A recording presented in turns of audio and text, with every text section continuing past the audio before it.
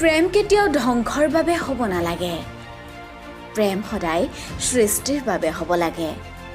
हर अंजलि को राहुल की जरूरत जी और सर और हर अरुणिता को पवनदीप की जरूरत है।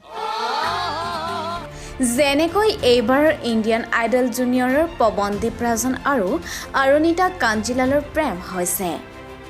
मेरी जिंदगी में आना धीरे धीरे से दिल को चुराना धीरे धीरे से मेरी जिंदगी में आना धीरे धीरे से दिल को যিসকলৰ প্ৰেমৰ আৰম্ভ হোৱাৰ পাছতেই ঘৰৰ মানুহেও মানি লোৱাৰ লগতে সমৰ্থনো জনাইছে।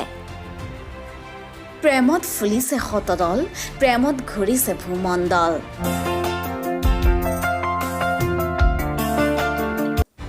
এই প্ৰেমত পৰি সৃষ্টি হৈছে সম্ৰাট শ্বাহজাহানৰ তাজমহল। উত্তৰাখণ্ডৰ পৱনদীপ ৰাজন আৰু পশ্চিমবংগৰ অৰুণিতা কাঞ্জিলালৰ মাজত সম্পৰ্ক কি তাকে জানিও নজনাৰ ভাও হিমেশ ৰেশমিয়াৰ। ভাও মানে একোৱেই নাজানে ইণ্ডিয়ান আইডল জুনিয়ৰৰ জাজ জনপ্ৰিয় শিল্পী হিমেশ ৰেশমিয়াই। হিমেশ ৰেশমিয়াই পৱন আৰু অৰুণিতাৰ মাজৰ সম্পৰ্কৰ আচলতে কি সুধিছিল ইণ্ডিয়ান আইডল জুনিয়ৰৰ জাজ নেহা কক্কৰক। कनेक्शन क्या है? I just can't पता नहीं sir, understand. I don't know sir. Sir ये आप कर रहे हैं बट आपने जो कहा उससे मैं सहमत हूँ। अगर मैं लड़की होता तो यस। Yes, देखिए हम सब लड़की होते तो तुम्हारे दीवार নেহা কক্কৰে ক'লে, ছাৰ এয়া আপুনিয়েই কৰি আছে, আপুনি মানে সকলোখিনি হিমেশ ৰেশমিয়াই কৰাই আছে। প্ৰেমৰ কাহিনীৰ লগত ওতঃপ্ৰোতভাৱে জড়িত হিমেশ ৰেশমিয়াই।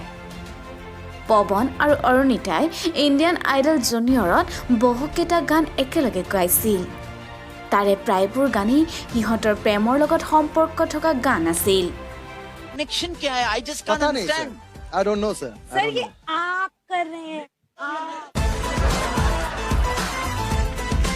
बट आपने जो कहा उससे मैं सहमत हूँ। अगर मैं लड़की होता तो यस। Yes, देखिए हम सब लड़की होते तो तुम्हारे दीवाने हो जाते तो कितनी लड़कियां पीछे पड़ जाती। बड़ी अनजानी है सपना है सच है कहानी है हाँ हाँ ये पगली बिल्कुल ना बदली ये तो वही दीवानी है।